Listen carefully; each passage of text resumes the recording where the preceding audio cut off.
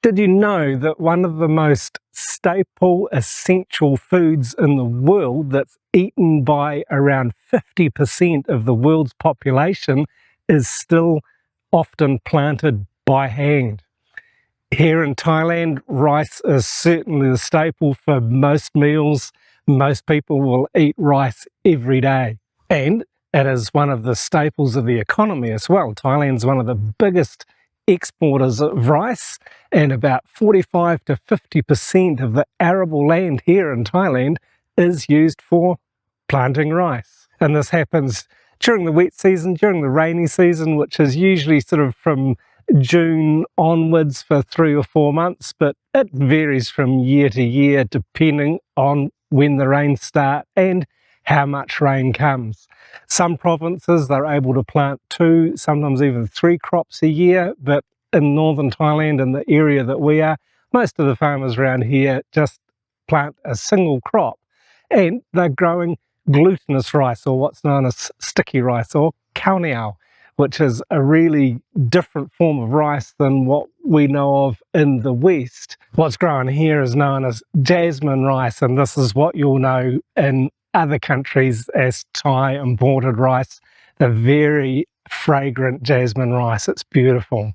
And in Thailand, it's such a common part of everyday life, not just for eating, but when you greet someone, you don't say, "Hi, how are you?" You say, "Kin khao ri yang," which translates into "have you eaten yet?" or literally, "have you eaten rice yet?"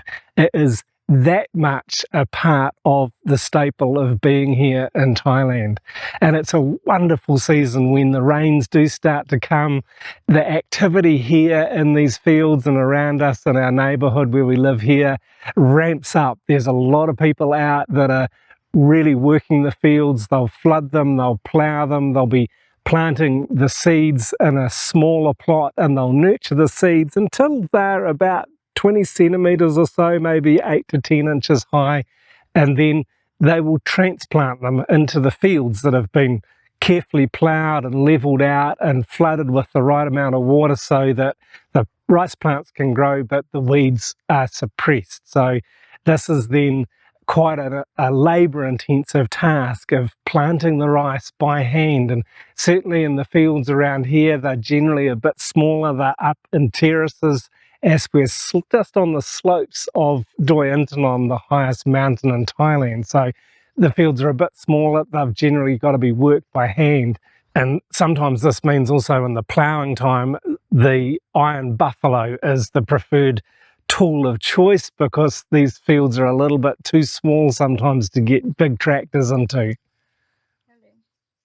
And then as the rice continues to grow throughout the season, it's magical. It changes colour, and later in the season it becomes really fragrant. The smell of the rice as it ripens is something quite special.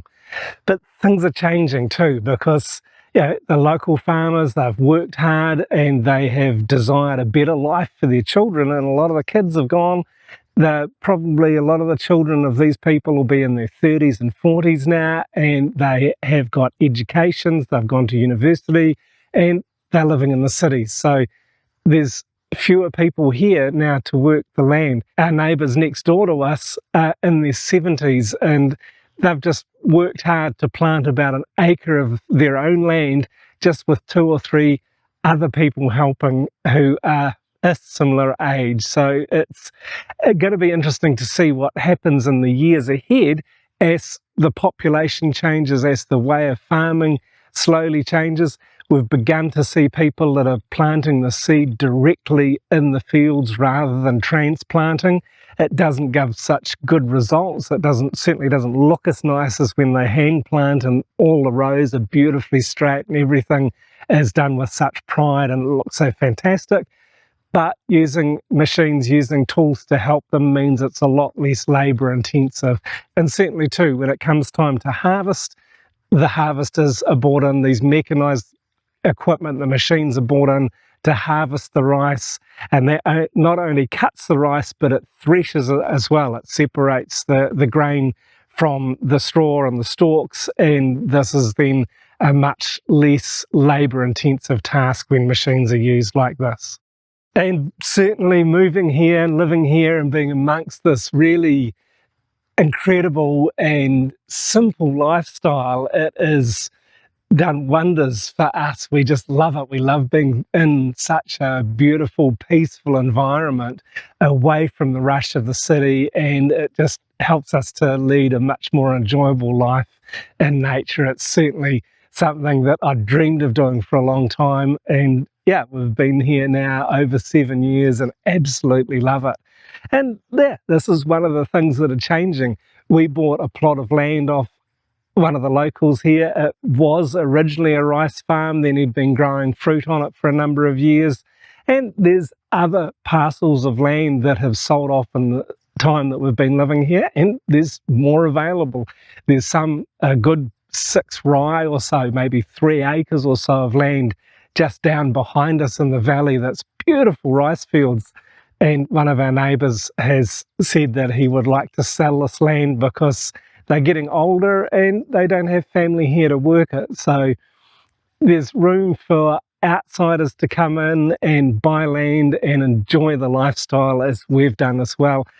And I've said in other videos too about moving here. Initially, I was I wasn't so sure how I would be accepted as a foreigner living here. And my wife, who's from Dark Province, which is between Chiang Mai and Bangkok, so we weren't local at all, but we have been embraced. We've been welcomed into the community here like we're family, like we're locals, and it's really special. It's really something else. So if you're interested to learn more about our lifestyle here, you can check out this video next. Thanks very much for watching.